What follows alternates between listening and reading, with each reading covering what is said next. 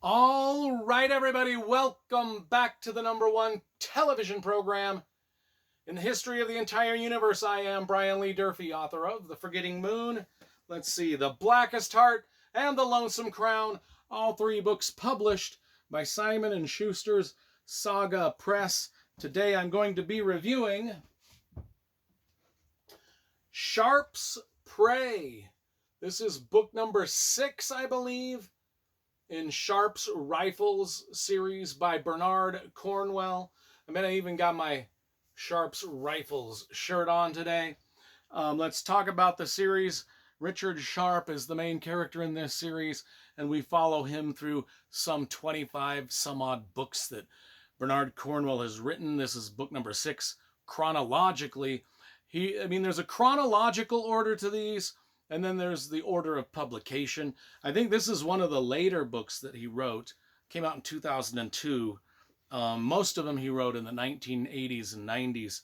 So this is one of the later books that he wrote. However, chronologically, it falls as book number 6, or maybe 5. It's the one that follows right after Sharpe's Trafalgar, where Sharpe takes, Sharpe seems to find every battle in the Napoleonic Wars, including Trafalgar, and now he's found another one here in Denmark. Denmark, it says. It's the Denmark. What year does that say? 1807 Denmark. Sharpe's Prey. Sharpe and the expedition to Copenhagen in 1807. Richard Sharpe himself is a rifleman in the English-British Army, went through many adventures, goes through many more as he's a soldier. He rises up in the ranks. He's sort of a bastard child, rose up through the ranks just through merit, didn't rise up through the ranks by being the son of a nobleman. Most of the officers and sergeants and lieutenants and captains and whatever, corporals, I don't know how the British system does their whole, but he's a sergeant or something, or lieutenant in here. And anyway, he most in the British Army at that time, it was all noblemen's sons made rank. And if a young upstart rifleman made rank, he was looked down upon and he was kind of treated poorly. That's kind of the basis and theme of every book in the Sharpe series. Is Richard Sharpe is always has to kind of fight that stigma of not being a nobleman's son and people kind of looking down on him. Well, it happens in this book too. That's a pretty good description of who Sharpe is. He's our hero through this. This book opens up. There's a dastardly plot, an assassination attempt to open with. Sharpe starts out just kind of chilling in London. He's bored. He wants to sell his commission back to the army.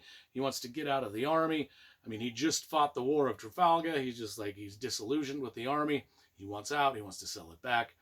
And at the same time, he's kind of in London looking for revenge on a character that did him wrong in one of the previous 5 books. And he finds this revenge right in the middle of the dogfighting and human trafficking crowd that is in the underbelly of London. And he unleashes justice, of course, in his own Richard Sharpe way. That's kind of how the book opens. That's how we kind of get our introduction to this version of Richard Sharpe in his book 6, Sharpe's Prey.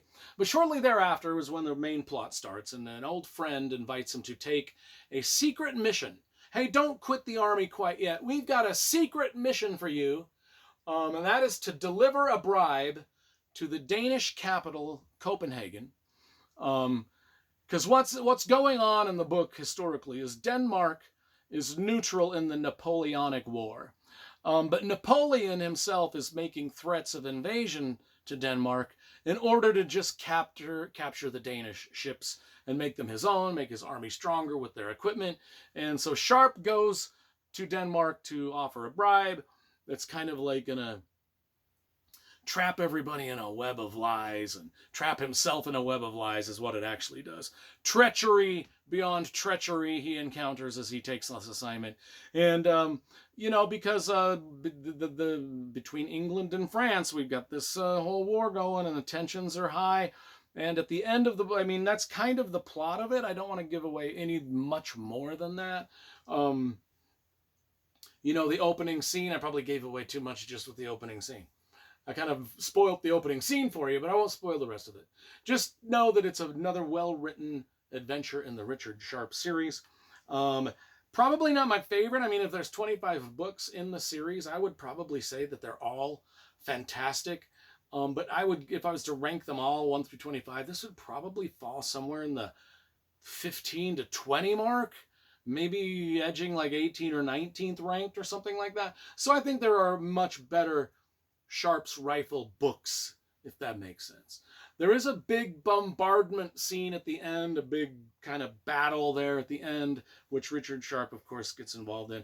So it's got plenty of intrigue, action, treachery, betrayal.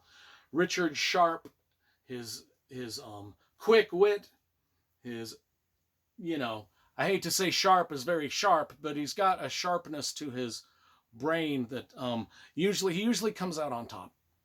Usually comes out on top. I'd like to say he's the Jack Reacher of the Napoleonic War, but he's not. He gets his ass kicked quite a bit. He gets tossed into prisons a lot, gets his butt handed to him quite a bit, but he is kind of like always the smartest guy in the room, or so he thinks. He makes a lot of mistakes. That's all I'm saying. He's not the Jack Reacher of the Napoleonic War. And he's not even close. So I don't even know why I made that comparison. But anyway, this I would say is about an 8.5 out of 10.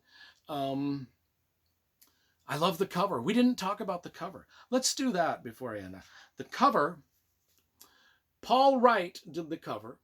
And there's a lovely map inside of it, which I quite enjoy, of Denmark and Copenhagen. So I apologize for missing that at the beginning. I hope you stuck around to see it. If you stuck around to see my review of the cover and the map, please let me know in the comments, just so I know that somebody at least watched this.